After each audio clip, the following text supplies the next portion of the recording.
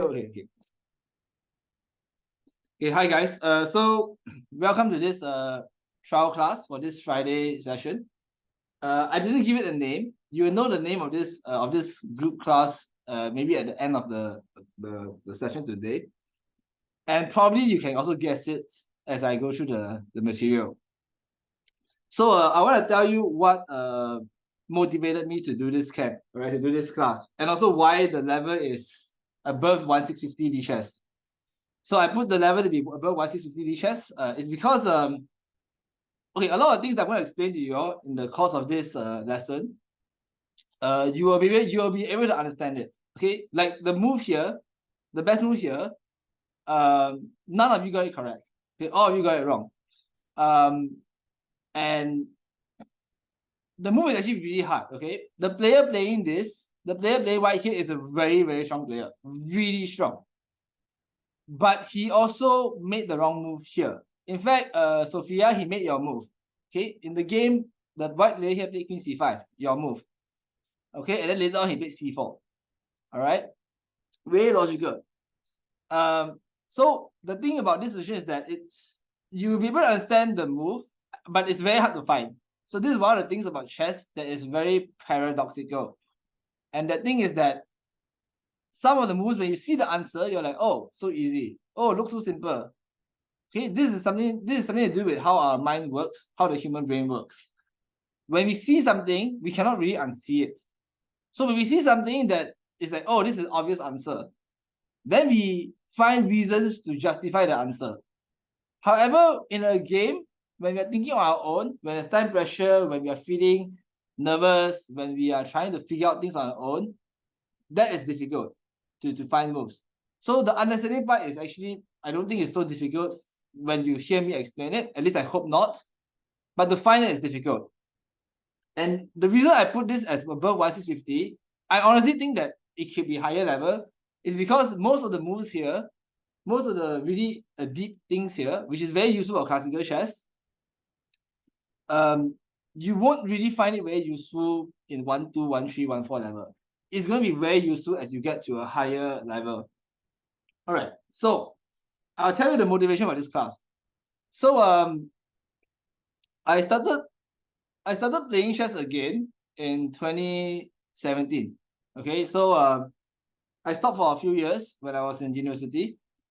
And when I went to uni, I was already top 10 in Malaysia. Okay, I was already top 10 in Malaysia, but then I started playing again in 2016, 2017. So in 2017, I played against this player. Okay, I played against this player. He was 2300 at the time when I played against him in 2017 during the Malaysia Open. I'm sure a lot of you know him. Okay, a lot of you definitely have heard of this player before. So I played him in Malaysia Open in 2017, last round, the last round. And I won. I won the game. I beat him. It was quite a smooth game lah. I won the game with more than 1 hour on the clock. He killed my preparation lah, and then he just no chance, just lost a very smooth fight. Okay, and then 2 years later in 2019, I was still around 2200, and then he became GM in 2 years time. So 2017, I beat him. Then 2019, he became Grandmaster. Okay. So when I saw that, I'm like, oh, okay. Of course, back then I understood that he's younger than me. He's also very, very talented, and then also he's full-time chess. Okay, full-time chess. Okay, so Suen asked, who is he? I'll review who he is in a short while. All right, it's basically the class is based on this guy. So I remember I saw him at HD Bank. So I went to HD Bank in Vietnam in 2019. I played the tournament there. He was like the top 5 or top 10 seed. So I was like, wow, he actually, I was like, wow, I was like thinking, I beat this guy 2 years ago. Okay, never mind. All right. Then of course, in that time I got work on chess also. All right. So basically, this last, I don't know, 6 years, I mainly do a lot of calculation exercises. Then I do a lot of openings. I do a lot of opening work. This is what I've been doing since 2018, 2017. I've been doing a lot of openings. Okay, of course, I do other things also, like end game, middle game, all these things. But I did most of it opening work. Okay. Then last year, this guy, he broke into the 2,700 barrier. 2,700 is top 100 in the world. He broke the 2,700 barrier last year.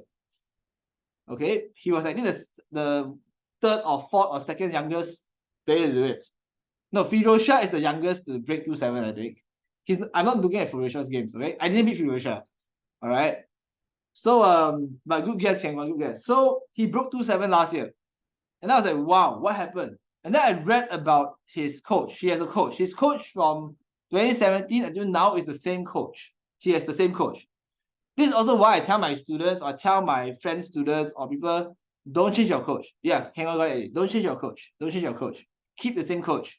Unless the coach really is not helping you anymore. But this guy from 2,200 until now is still the same guy coaching him. So I read an interview from his coach last year, and his coach said that we never use engine to analyze games. Like this student of his, this player, never used engine until he was 2,300. They don't use engine. Okay, to do opening. Opening is just using their own brain. I found that very interesting because this last 7 years, I feel like I didn't improve much. Like my rating is more or less the same. In fact, my rating now is lower than it's been at the start of. Yeah, now I'm 2230. My rating.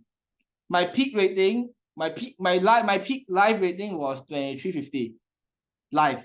So I dropped a lot lah. And this guy, from in the last since 2017 until now, in this 7 years, he gained like, he went from 2,200, 2,300, and he gained like 300-400 points, and now it's 27 something.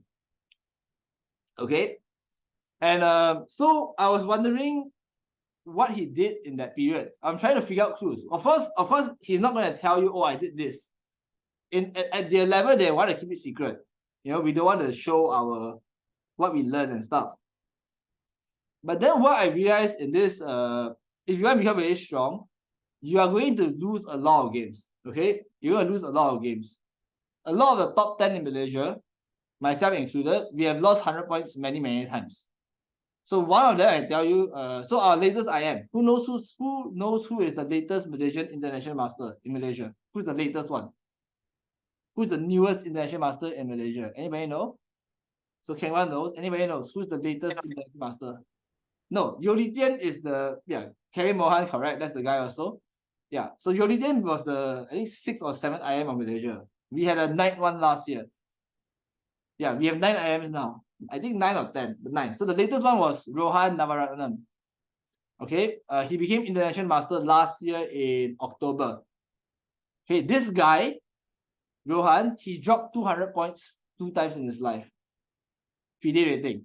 Can you imagine that? Like you drop 100. Some of you here, you drop 50 points. Your parents probably will go crazy. Coach will be like, oh, why you drop so much? Rohan dropped 200 points twice in his life. Okay, and then he's 2,300 now. I am. Chan Kim Yu, he dropped 100 points 4 times in his life. 4 times. This year in April, he reached 2,370. 2 IM norms this year. He got 2 IM norms this year. In all, So this is what I'm trying to say. Without failure, it's very hard for you to improve on. Failure is necessary. Losing a lot of games is necessary to get to a strong level. So like this guy that I saw, I was actually planning, last year I was actually planning to go through his games from 2021 and 2022 because he was beating a lot of 2.6, 2.7 GMs like nothing. He's been beating them from equal position. Computer give 0.00, but then he keep winning. And I was trying to understand how he keep winning this sort of positions. And then when I read this interview, I realized probably the reason is because he never used engine to look at opening until he was 2,300. That means that for him to beat this sort of players, he's not having advantage in opening. His strength is not opening. His strength is able to think on his own. Because he's not using computer, he has to really force himself to think. For us, for me, if I want to see the answer, I on computer and then done. I see the answer already. But I'm not really using my brain. It's like we all use calculator. They give you some maths equation, 1,000 times 55 minus 40 divided by 100 times 67. we can type a calculator and it gives the answer. But then the thing is, we don't think about how we get the answer out. Of course, we know the working. All right. So I figured in this last 7 years, he improved so much. And then I feel like I didn't improve so much. Okay, of course I got better, but not as fast as him. And of course, he's younger, he has more time to study chess, probably more talented also, of course.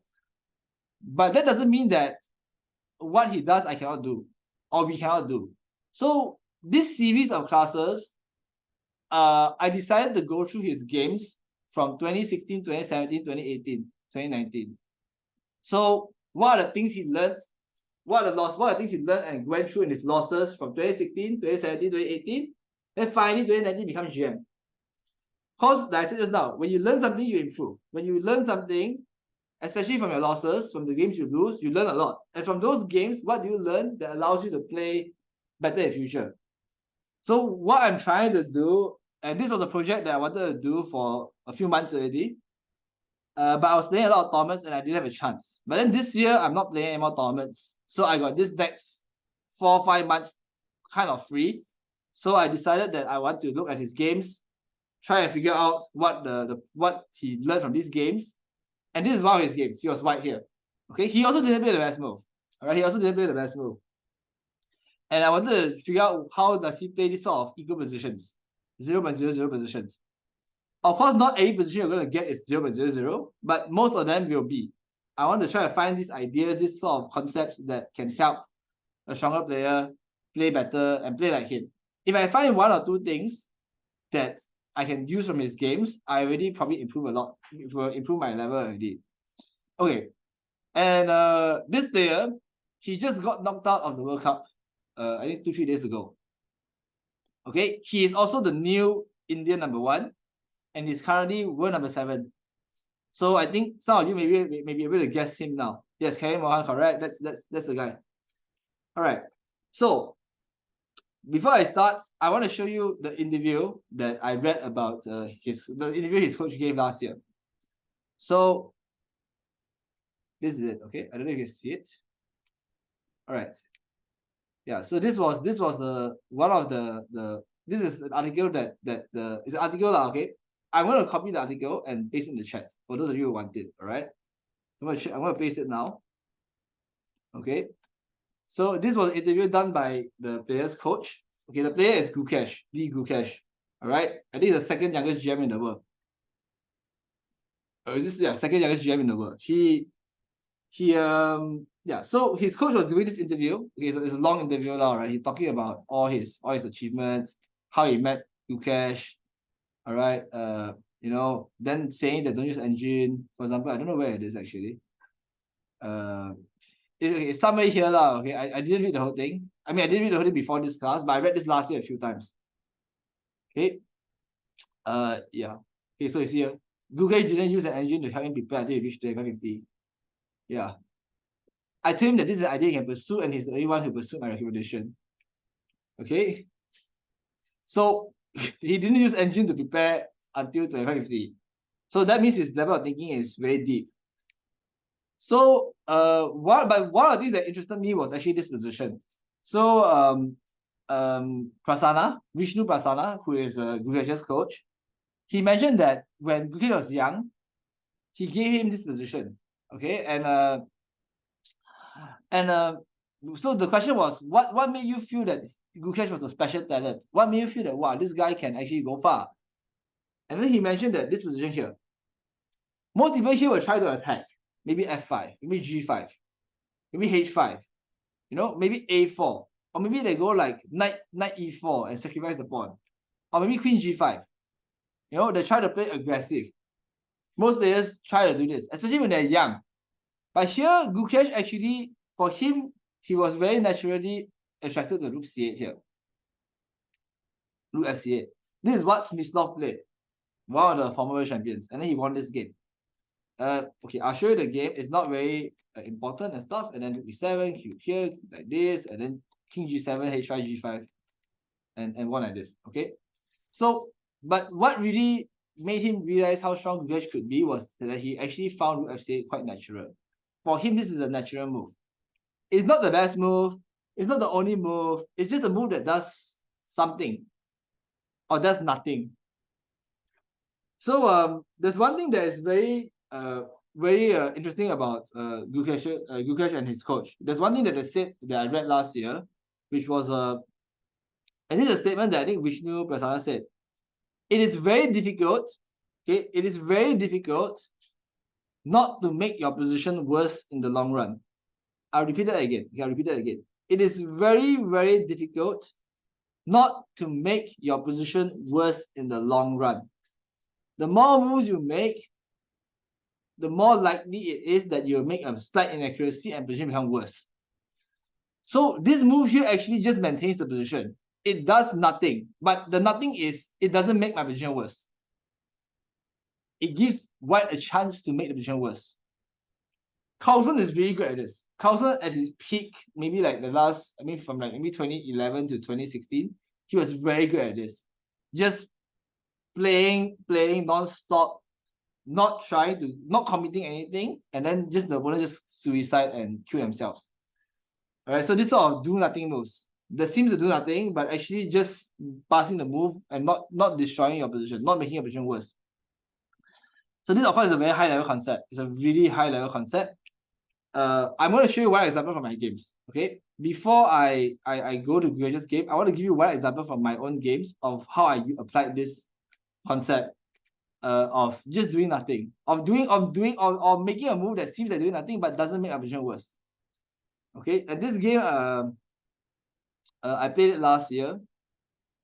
Give me a second, I need to find it. Yeah.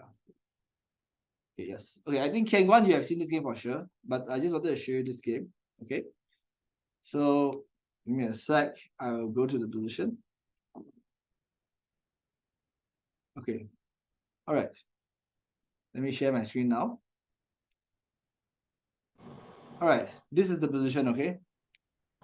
So I was black here against Indian player, 2000 rated. This was played in Bangkok Open last year. All right. My opponent was 2000 FIDE rating. It's classical game. And here, of course, the position is equal. All right. Of course, it's equal. In fact, if I go back a few more moves, this is the position. All right. This is the position. Okay. I went king b7, and the position is roughly speaking equal. I'm going to show you the engine. Okay. I'm going to show you the engine. Give me a sec. Okay. So it's more or less equal, right? Like, can you see the engine? It's 0 and 0, 0. Equal position, all right? Equal position.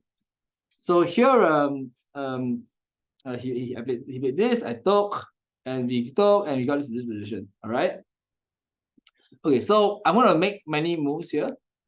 Okay, you can see that they are like they're more than 10 moves that are equal. More than 10. Okay, more than 10. Okay, more than 10 moves here that are equal. Bishop f8, king h6, king f8, king g8, king h8, blah, blah. So many moves here that make it equal. Of course, the computer will never lose this. A computer will never lose this. But I got a winning position from here in about 10 moves time. From here, I got a winning position from here in 10 moves. In about 10 moves. Actually, let me count. 14 moves from here. Exactly 14 moves from here, I got win. I won this game in about 14 moves from here. And my opponent is 2000 FIDE. Not like your League chess online or your rapid chess. It's FIDE classical. Somebody is from India. And they're generally speaking very underrated. So here, just what do you think is the move? What do you think is the move that I played in this position? So any suggestions? You can type in the chat privately. And yeah. Okay, Xiang Yu, no. That's a horrible move. Why are you sacrificing pawn? I think it's still also equal, but no. Jaden, no. Jingchen, no. Claire and Sophia, yes. Junyi, no. That's not what I did. But your moves are fine. Okay, so far, I got f5. I got d5. I got rook d4. I got I'm not gonna say I got bishop f8. Okay, f5 again. Okay, rook d4, d5. Okay, so the computer will not help you here. Okay, the computer will not help you here. All right, the computer will not help you here. Rook d4 is the worst move I think. Okay, I think d5 is the worst start. You shouldn't give your pawn. All right, but it's still a draw. Okay, I explain my thoughts to you, all right? So in this position, we only have 3 pieces each. So that's how it black. The rook here is perfect. I'm attacking pawns. His rook here has to defend. For this reason, I don't want to trade this rook. I want to keep my rook on a position to put pressure on him. My rook is able to put pressure because my rook is, you know, it's on the active square. So my rook is on perfect square already. How about this bishop? This is the weakness. This is my weakness. So where's the good square for my bishop? Which square will my bishop be happy on? Very good, King One. That's correct. My opponent's pawns. So this is my weakness, and this is his weakness. So which square my bishop can go to pressure his pawn and defend my pawn? And also stop, yes, junction correct, and stop b4. So basically, where's the perfect square for my bishop? Yes, Xiang Yu, very good. It's on c5. And this one, yes. I can attack, I can defend, I can also restrict the pawn from pushing. Okay, and then my king, I'm not sure yet. Okay, I'm not sure yet. Of course, I want to go center. But then he played bishop h3 check, and I cannot do anything. All right, now, same question for him. These are his big pawns. Where is the best square for his bishop? For his bishop. His rook is decent lah. He's defending and attacking at the same time. King One correct. So where's the best square for this bishop? Yes, Ihan correct. Suen no. Xiang Yu correct. Jaden correct. No, where's the best square? Jing Shen correct. Yes. This is also the weakness for me. Yes, Jehan, very good. Junyi, yes. Suen, yes. D5. D5. On D5, it cement the position, it attack my pawn, and then after this, he can move the rook. And then after that, maybe, okay, let's say I make some stupid move like this, okay? Let's say, of course, this is 3 pawn lah, right? This is 3 pawn. Okay, this is 3 pawn. But I just want to show you idea, okay? Rook e3. Of course, here now you can go bishop d8. And then bishop here. You cannot do this just now because this is 3 pawn on d6. Okay, so this is the subtleties now, right? But I want to show you the idea only lah, okay? So I'm just going to move my king up and down to show you what I'm trying to do. Bishop c4. Here. Okay. Here. Okay. And then let's say you put your king on g2. Okay. And now, after you put your bishop here, now this is a monster bishop. It attack, it defend everything. And then you just bring your rook inside. Are you winning here? No. But if you can get your rook to d7 or c7, I think black is the one who is suffering here. Computer will still draw this easily. So for this reason, a lot of you give f5. It's my first thinking also actually f5. However, f5, my opponent can take, and then what happens? He can play bishop d5. You see, this is dark green. This means it's a very good strong move. Then he bring the king, he can do this, all these things. Okay, of course, it's not bad for me. I can still go king f6, and then I can go like e4 or something, and then I can bring king e5. I still got a lot of active play. All right, now, but I understand if I'm thinking myself, what would I want to do as white here? I would want to put my rook on e3. Then I would want to put my bishop on f1 and come like this. But then if I play rook e3, my bishop can come out already. You know? So he needs like a few moves. He needs like 1, 2, 3, 4, 5 moves to get to d5. So initially I thought about playing king f6. But then I realized he has check. And then I cannot do this because of check. So I thought no point. And because my opponent is short, and because there's extra 30 seconds, I don't want to let him check me and then go c3. Even here, he go, maybe even here, maybe even after here, so king f6, he give me a check. I go back, he go rook c3 immediately. Maybe. I don't want to give this option. So in this position, I play a very subtle move. I still want to improve my king. So what's my plan now? I want my bishop to come here. But then he can take my pawn. So my first thinking is, okay, let me bring my king to defend this pawn. And then only after that, I can play bishop here and bishop here. So my first step was to go f6. I went f6 here. You can see it's not the top choice. Okay, it's not in the top choice of the moves. I mean, this is there lah. It's there lah. Okay, it's there lah. Okay, it's there. Okay, it's there. It's for sure there, but it's equal move. Okay, I went f6. Right, I went f6. Okay. Someone on the engine like this. I went f6 in the game. And here my opponent got many moves that are equal. Many moves that are equal. Okay, it's not like a special move or anything. But here I understood that he maybe will play f3. Why? Because he wants to overprotect the pawn so that his bishop is free. And then after that, he can play bishop come out. So here my opponent play f3. He made his position slightly worse. Do you see the engine key minus now? Minus 0.12. Just minus a bit. It's not winning. It's just minus a bit. But this is how you put pressure on your opponent. This is how you make them. This is how you win this sort of equal positions. And now I can play your idea. A lot of you gave this move just now. Like Ihan, Junyi, you all gave this move just now. Now this move is working. Because what does FU do? It blocks the bishop to d5. It blocks the bishop to its key square. And now I can play the move that you all wanted to play just now. Which is f5. And now the difference is that if he takes me, now I'm much better. Because the bishop cannot come here. If I went f5 immediately, like many of you mentioned just now, he can just take and bishop d5. But now because of this f3, he cannot do that same thing.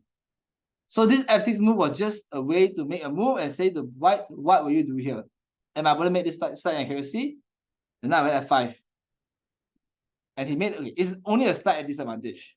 But there's this concept of the more mistakes you make, when you make a first mistake, it's easier to make a second mistake. Here my opponent took very long, he made king h3, and my moves are easy. King f6, king e6, and then finally I can bring my bishop, I bring my bishop out. You d2 check. Here, bring the bishop. Bring the bishop. And you see this is very suffering of him. Okay, it's not winning, but eventually I won this game. Okay, I want off the engine now. I'll show you how I won. Here, check, f4, check, I repeat a few times. Okay, and then f4. So here my opponent blundered, he immediately lost. Oh, the best move is gf4. This is what I was hoping for. This is what I expected. And then I thought here I have two ideas. One idea is bishop d4. And do like this. Okay, the other idea is rook g1 check. King f6. If you check me, I go forward. Defend. And okay, here the pawn is dying. Computer still defends here. Computer finds e5 here to defend. Okay, this is the computer's move. But what I'm trying to show you is that this sort of moves, which this sort of non-human moves are quite good. Okay, this sort of non-human moves are quite strong. If you this sort of non-computer play can be very strong against human. All right, so okay, my opponent played rook g8 and I took and here he resigned because checkmate is unsolvable. Okay, good. So this is what I wanted to show you guys now, right? Okay, now let's go and see the actual games of this player. So let's go and look at this main game straight away, all right?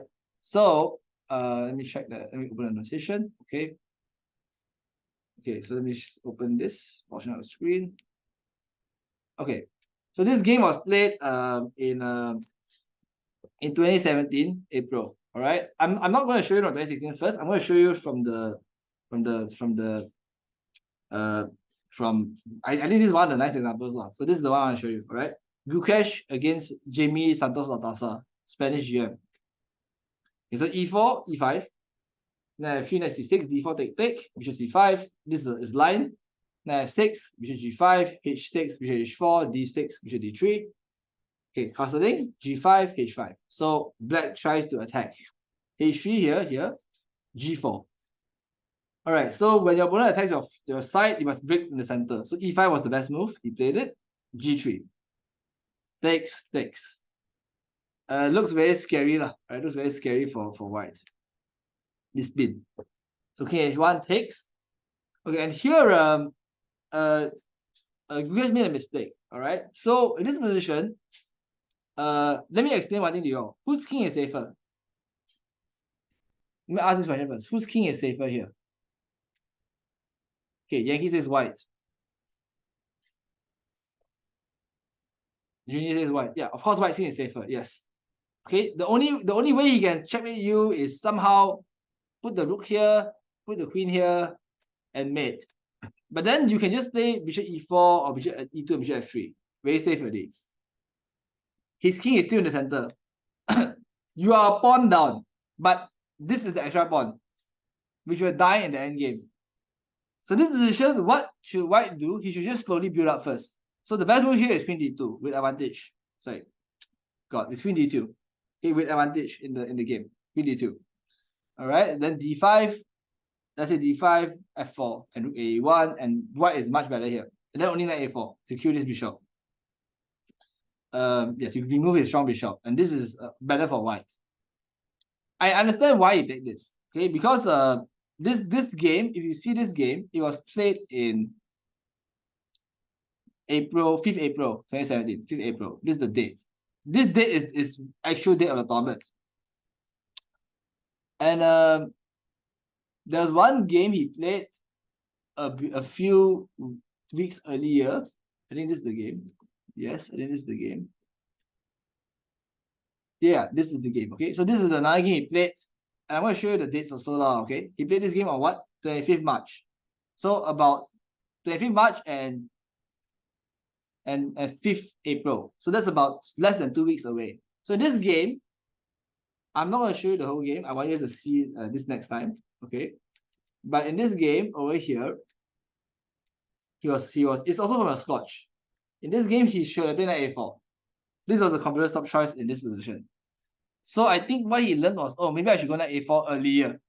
He should have knight a4 here to get advantage in this game against GM. Apparently lah, alright, apparently lah. But this did not happen in his game. So I think maybe because of this, he was a bit influenced by that game. This is my opinion lah, alright? Of course, I cannot know for sure. So for this position here, knight a4 now is correct. After you finish developing every single thing in the game, alright, knight a4 is a good move. It's not winning, it's not nothing, but it's just a good move. Okay, but however, in the game, instead of queen d2, slowly build up with a slight advantage of white. Also, you finish development, right? You finish development. He decided to go knight a4 immediately. Alright, he decided to go knight a4 immediately, and then now black takes over. So the best move here is bishop e6. So what might happen is that if after queen d2, you go bishop e6, now we can go knight e4. This is one of the differences. And a4 challenging a5, challenging the bishop. Rook b1, c3, and then f4, and you start to attack. Very active for you. You can also play knight d6 at the right moment. Because after the pawn take back, you win the bishop on b6. So okay, I'm going off the engine now. Okay, I'm going to move the engine away first. So in the game, knight a4 was played. Takes, c3, bishop e4, d5, bishop f3, b5, king h2, rook here. These are not necessarily the best moves, right? I'm just playing the moves. Okay, rook a4 was played, very strong. b4, rook a3, rook c1, rook e1, queen g5, here, and takes. And this is how you get into this position. Okay, and I wanted to show you this move here, this engine here now. There's only one move here for white to not lose. Okay, there's only one move here for white to not lose. Okay, and if you remember the game I showed you just now, this one here, this Mislov game, this rook f8 move. You're trying to make moves that don't make your position worse. You're trying to make moves that don't make your position worse. This is one such move. Okay, so now that we're here, I'll give you guys a few minutes to figure out what the move could be. So like just now, Kevin, you said rook a1 is wrong.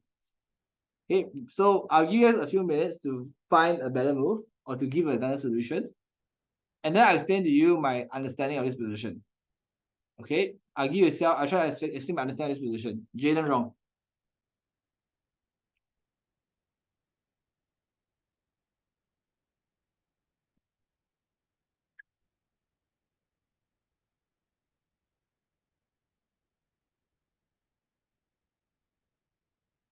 This move is not very useful for if let's say you're a beginner, you never play much before. This is not going to be a very useful move to be able to find. It's good if you're very strong. Shuheng correct. Yes. Very nice, Shuheng. Good job. That's the move. Shuheng, that's the move. Well done. Jinxian wrong.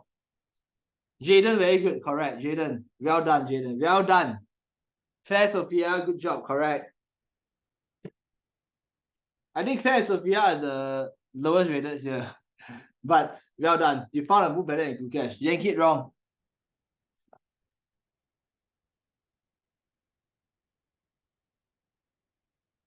Junyi wrong.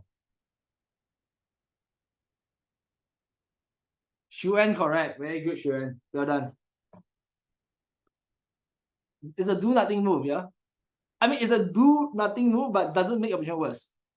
Amiru, Iman wrong. Jaren correct. Jaren, yes. Kengwan wrong. Jingshan wrong. Jian wrong. Junyi wrong.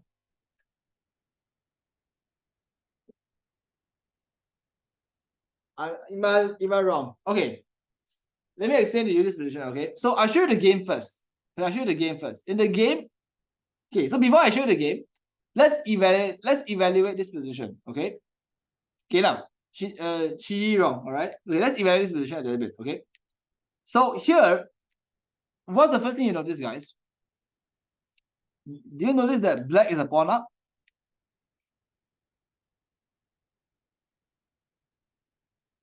If you think yes, type Y in the chat. If you think no, type N in the chat. Is white a pawn up? Is black a pawn up? Sorry, is black a pawn up? Yes, black is the pawn up. Okay. However, what is black's main problem? What is black's main problem here?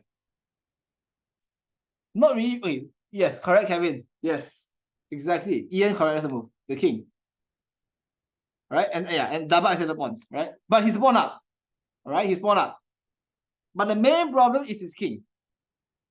Now, these weaknesses and problems, is it long run? So this pawn double is long run. It's a long-term weakness. It's long-term weakness. Okay, it cannot be it cannot really play c5. How about the king? Is the king long run weakness? Okay, Yankee says no. Kevin says no. Okay, so short term. Okay, so you can also say not long term. Okay, so to answer this question, I ask you now, where would the king be safer on? Where you want to put the king?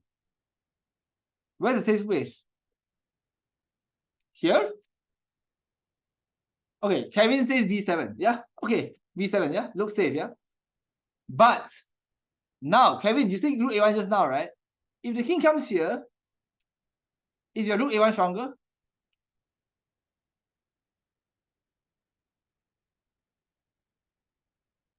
Yes or no? Yes, it's stronger, right? It's much stronger. So, and now, is the king happy on its current square? Is it happy on the e file? E8 and here is not, yeah, it's not happy at all. Okay, Suan says king f8. Okay, h6 is a joke, right? This is sad because then always you need to defend this. And also, if you go f8, are you telling me that f8 is safer than the h2 king? When I say king safety, right, I'm comparing both kings. Yes, the king is safer here on here and here compared to e7. So on the yellow squares, the black king is safer than the red square. But compared to the white king, is it ever safer? Correct, Susan. It's not. It's long-term weak. Long-term weak. But that means that you don't want to check queens. Okay, you don't want to check queens. Okay. So this king is weak in the long run, meaning that even though your pawn down, the fact that his king is always weak and the pawns here are doubled means he cannot even use these pawns. Right? It's like 2 against 3 on the queen side, 3 against 2 on the king side. It's almost like same pawn. Okay, he has extra pawn, but I don't see how he can use this extra pawn until endgame. But if you don't go endgame, it's fine. So right now here, but what most young players will do is that, oh, I'm pawn down, means I'm worse attack. But the thing I'm pawn down, because it's very difficult to play a position where you're like pawn down and you're like, oh, I'm pawn down lah, I don't want to play, I want to try to do something. But as humans, we want to do something. It's very hard to just sit down and do nothing.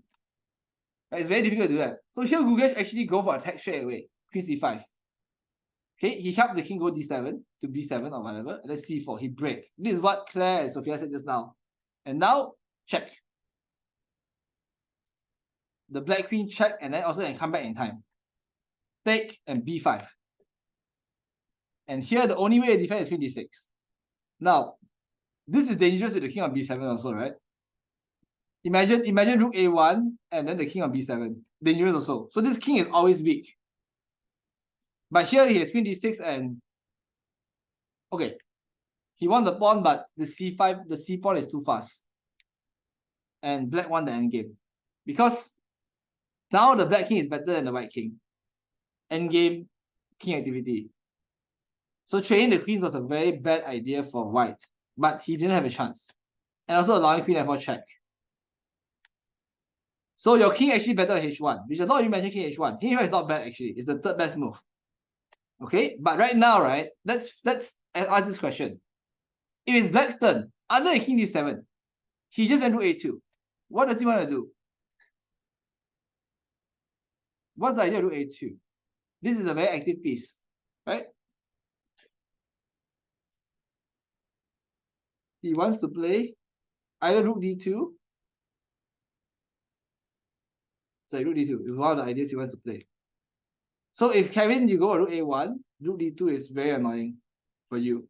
Check here, here, and then queen f4 check. And sorry, and then queen c4 defend. And black is better here. So with that in mind, can you guys find the better move now? I think more or less a lot of you are getting it already. Yeah. Yeah, so white just improves the position. So what is white's worst piece? Correct, Jingshen, correct, can go on, very good, take it wrong. What is white's worst piece here? The most useless piece. Your opponent wants to do this. He wants to do this. His king is weak. But he also wants to do this. Yes, Kevin, very good. Very good, perfect. Perfect. Yes, Yankee, correct. Okay, so you see, very good, yeah?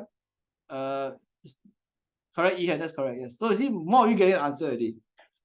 Yes, Yang Yu, correct. That's the answer. Yes. So here, rook cd1. We improve the rook. We stop rook d2. And we also make king d7 very hard. Okay. We also play against king d7. And now here, so basically, rook d1 is an improving move, but also doesn't really force the issue. Okay. And here, right, there are a few moves. Actually, c4 is one of them. c4 is one of the moves here. Okay. c4, take, b5, and really strong attack also. This is also a possibility. So the computer gives c5 here, and then check. Okay, and then queen d6. This is a computer line, then queen d4. This is also playable. It's also playable. However, the move I like, right, is actually okay. King h1 is not so great because of queen g7. He forced this. But the move I like here is actually rook e5. We attack the queen. And if he plays queen to g7, okay, now rook d1. We just double rook. That's it. We just wait. We just don't do anything. We just maintain the position. Okay, at this position here, even though competition equal, it does not mean equal. It doesn't mean draw. Why do I say that? Because, right, this position, if black trade queen, black will win. If black makes a mistake with the king, black will die with his king. So basically, this position, both sides can win. Both sides got a chance to win, but you need to play this position really long time. So I believe Gukesh learned this idea from here. Or he refined his idea of how to play this sort of equal position from here. This rook cd1 move is equal.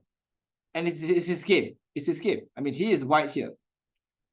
So I hope this was useful. I hope you guys can understand what this idea is. Okay. So here I wrote some notes down. Rook cd1, just maintaining position. Sorry. Rook cd1 is just maintaining position. So this is my own notes, my own understanding of it. Black king is worse forever. Forever worse. There's no way the white king will be worse than your king. So we just try to maintain. It is inhuman. Not easy to wait and do nothing as they point down. But this is the kind of moves that we are trying to be able to find, or at least try to understand.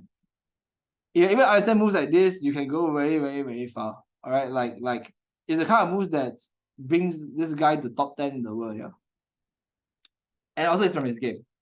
So basically, what I'm trying to do in these classes is to go through games of his and try to figure out what is the one or two things he learned. Okay, it's one or two things he learned from this. Okay, so do any of you know who is Anderson Ang? All right. So yeah, a lot of you do, right? So he's top 15 in Malaysia. He's one of my longest students. Actually, of my current students now, he's my second longest. 4 years already. 4 years already. I gave him this position also. Okay, and then he gave rook e3. So even a strong player, right, like 2100 player, can make mistakes like this.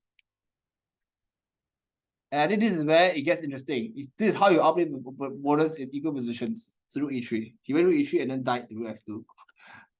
Okay, like even he can blunder also. All right. So this one I think is kind of tough. But I hope you all understand it. Like I said just now at the start of the class, this sort of moves that we're gonna see today, they are really hard to find. Extremely hard to find. But it does not mean that they are hard to understand. So see, when I explained just now, about 5 or 6 of you got the answer. Actually, in the end, about 10 of you, more than 10 of you got the answer. About half of you got the answer actually. So I think this was actually really impressive. You know, more than half of you, about half of you got the answer eventually after explanation. This means that you can actually understand these things. And of course, this is not going to help you if you're playing for MSSD or this sort of normal issue events. These sort of moves are not going to help you beat it's not going to help you beat the weaker players. It's more like to beat the strong players. This sort of moves is more like to beat the strong players. Okay, so so what I want you guys to do now is I want you guys to type in the chat what you learned from this game. Just type something. What you found, whether you like this game or what you learned from it, or whether you think it's total nonsense, or you're like, oh, what is this? Okay, just write a comment in the chat. What about this game that you saw, about what I did so far in this lesson. So go. So what do you learn about it? What do you like about this position and all these things? And then I want to show you something else. So Iman says ideas. Okay, that's nice. I like it. Yeah. Ideas very important. Because when you play equal position or you play this sort of 0.0.00 position, somehow like my game just now, the one with f6, f5, that one is nothing to do with engine. It's something to do with ideas. So there are positions where computer gives like the top 5 moves all equal, all 0.00.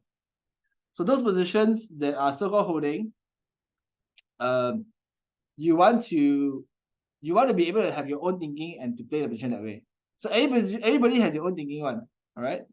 Okay, so Suan says, I like these ideas. I've never seen them before.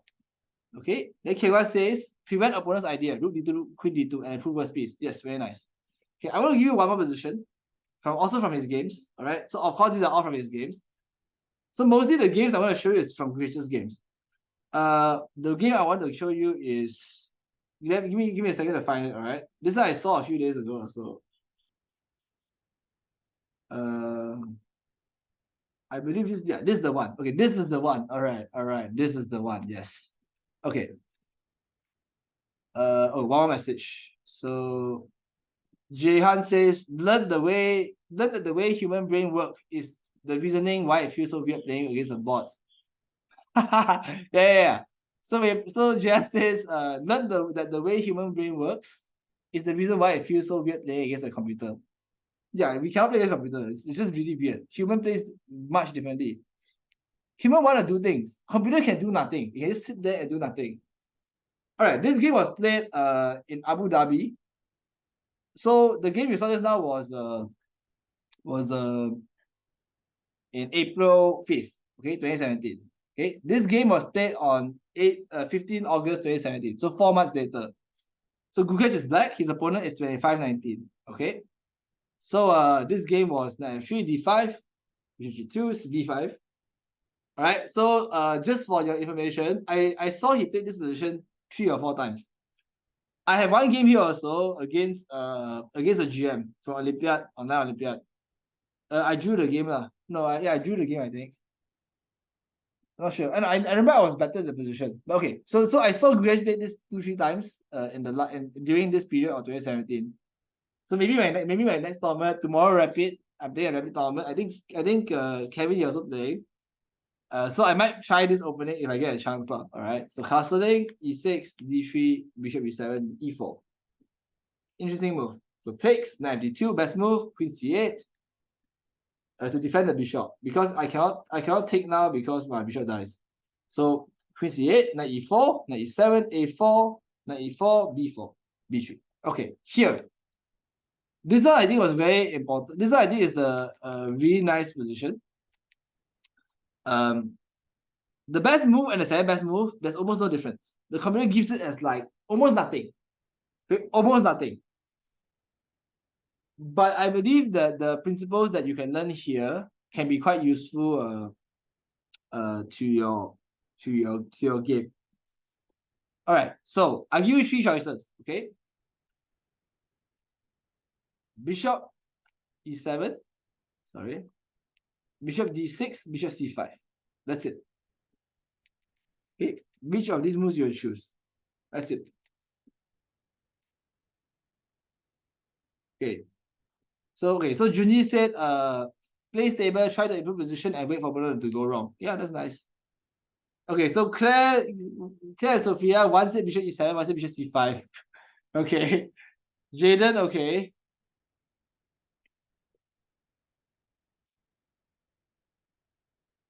Iman, yeah, okay. So Jaden, Iman, Jaren say bishop c5. All right. Kengwan says, okay, Kengwan, okay, nice idea, Kengwan. Okay, so she says bishop c5. Suya says bishop c5. Kerry says bishop e7. So Kengwan and Kevin Mohan says bishop e7. Then one of Claire and Sophia says bishop e7 also.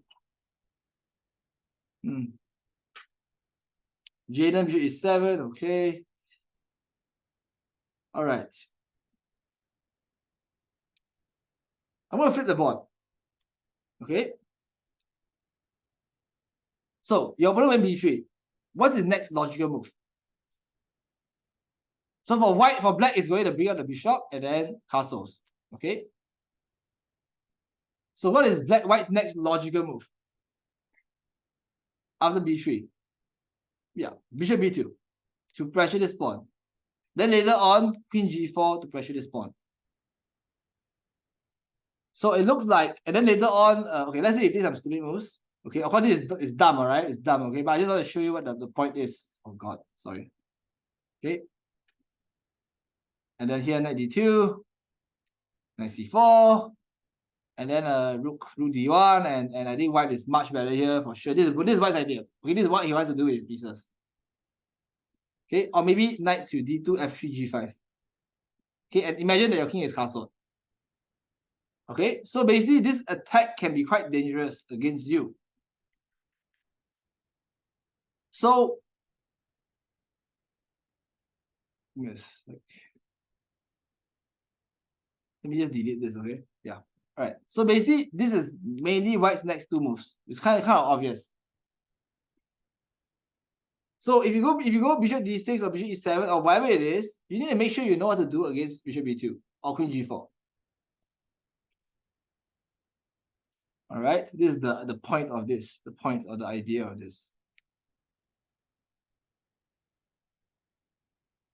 Okay, so I'll show you the game first, okay? In the game, Gukesh went bishop e7, bishop b2, and then here, like what Kengwan said, Kengwan actually said bishop f6 here. See, this was his idea to challenge the bishop.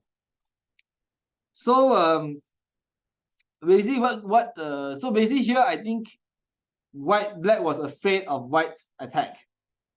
So he tries to trade the bishop now. Okay, which I didn't like. Okay, I didn't like this at all. All right. So now I felt like the better move here was castling. Of course, I had this computer check also. All right, I had this computer check also.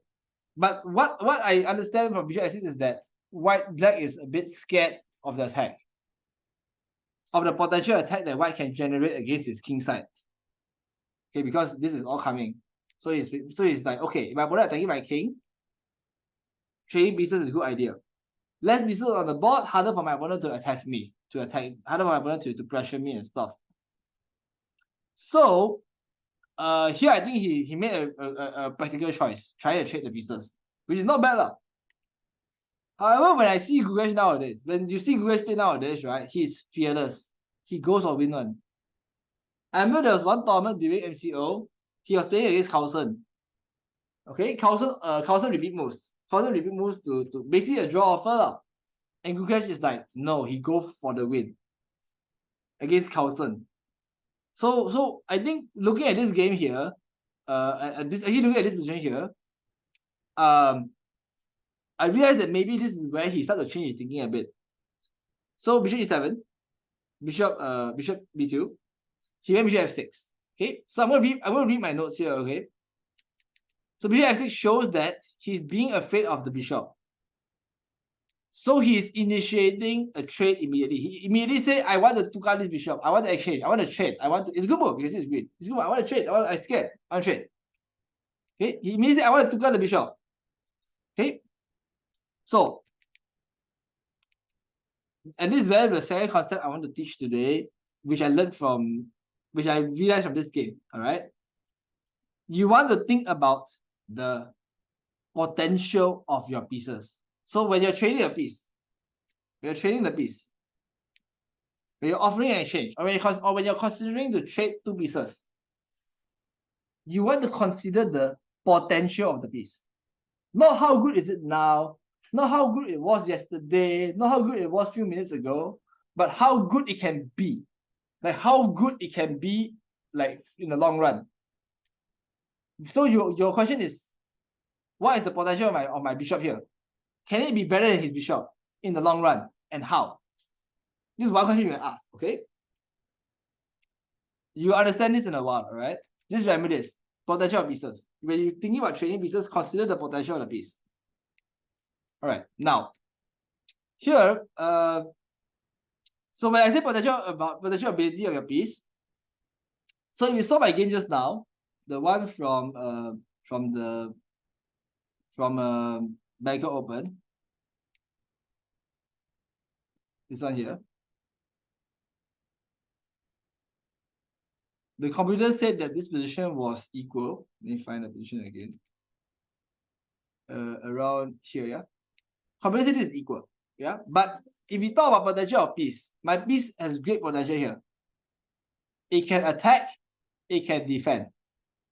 It can also stop b4. It has great potential.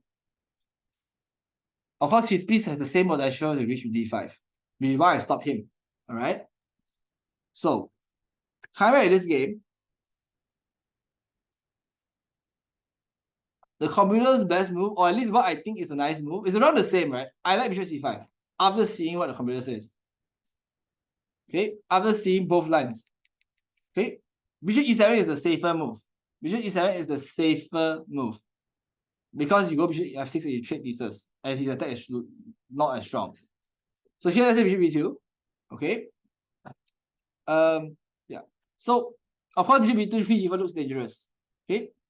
So here I think that this sort of move, bishop c5, it shows your fearlessness and your willingness to play for a win. You're like, I don't want to trade pieces. With more pieces on the board, I can play for a win. So here, bishop b2, castle queen g4, and now e5. We are going to play f6 one day, and this bishop will be totally blocked.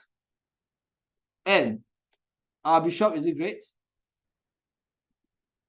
So for example, knight d2, and here computer give queen e8, and then rook du8. In this position, we will play like queen e7 next, or knight f6, things like this. The computer says this is equal. Okay, as usual, computer always, like I said, this topic is equal position, right? 0 0 0, more or less equal. But I really like the way that that black can play for win here. I think black can play for win here. Now, bishop e7 and bishop c5 are not much difference. It's roughly the same. It's roughly the same actually. Right? It doesn't actually, the computer doesn't really, okay, a different deck, it gives different moves. See, it gets very close. Okay, but bishop c5, and if bishop b2, castle queen g4, now e5 is strong. and we block this bishop, and our bishop is potentially better than this bishop. Worst case, I want to play this, right? But let's say in the end game, if we trade the queens, I go f6 later. So let's say bishop d2, queen d8, rook d8. Okay, let's say king h1, then bishop e6 is strong. I mean, I don't know what else to do here, all right? But, okay, let's say knight c4, for example. This is another way of playing. Bishop a6, we can kill the guy. Or you play rook d1 instead. Then f2 is weak. And then here you go queen e7. And you're not worried about this attack. There's no attack. There's no attack. Here, there's no attack at all. If let's say knight f3, okay, now bishop f2 is winning apparently. Wow. All right, knight e4 check. Okay, that is insane. Yeah, queen c5 check, knight e4. That's insane. But this is what I'm trying to show you. It's active move. All right. Now for Gukesh's game, he went bishop e7, bishop f6, bishop f. Here, right? Actually, I like casting more because why? Okay. First of all, okay, if he goes knight d2, then we can go to the game. This is the game. All right. But if let's say queen g4, now bishop f6 is more valuable.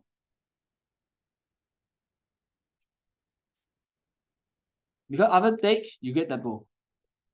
So I think this was a better way to play. You don't have to play bishop f6 now. You can do it later when you get tempo. So okay, so in the game, this happened, and eventually Gukesh lost this game. Okay, Gukesh lost this game eventually. All right, he lost this game eventually. Not important for our purposes. All right. You can look up the game. There is one move later on that was also quite nice. But what I want to show you about this position is that, okay, first, okay, I show you the game now. This is how Gukesh played the game, and then here, and then here, and then check, and die. Yeah, this is how Gukesh died. Just got crushed like this. The attack came very easy. White's moves are not hard. Okay, White's moves here are not difficult. All right, they're not difficult. I mean, how is it hard? The here rook e1 defend the pawn, e5 attack the knight, queen g4, knight e4.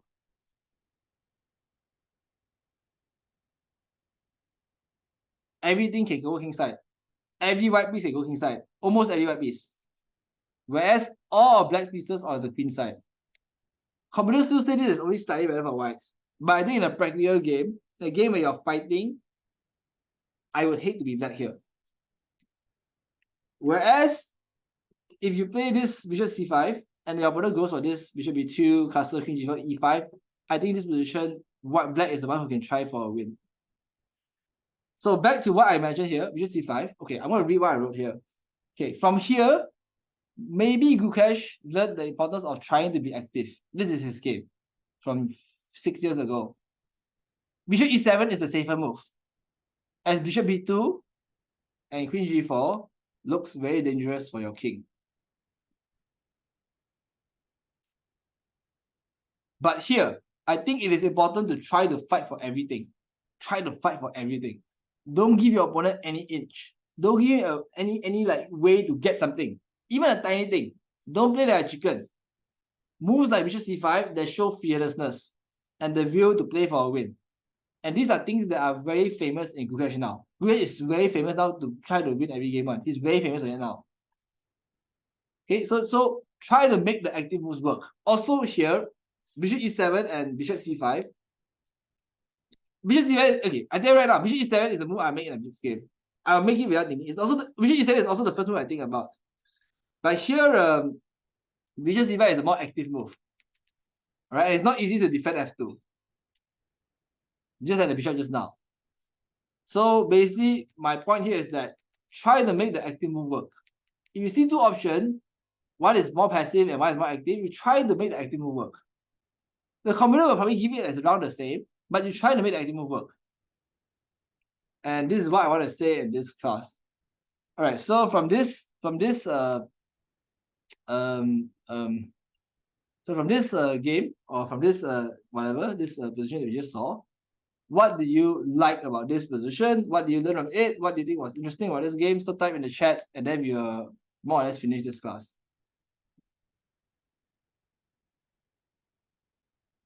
And I hope you all enjoyed it also. If you also say you enjoyed it, you also say that it was bad. I don't know. Honestly, I don't care also. Because this class, I'm only going to accept maximum 10 students. If you guys want to continue it, only 10 students will be able to join it. So Yeah, I hope it was good. All right. 12 plus. Yep. Okay. So let me read the comments. I like this. Piece potential. I like that. Yeah. So the bishop of c5 has more potential than the b2 bishop. Let me read the other stuff. So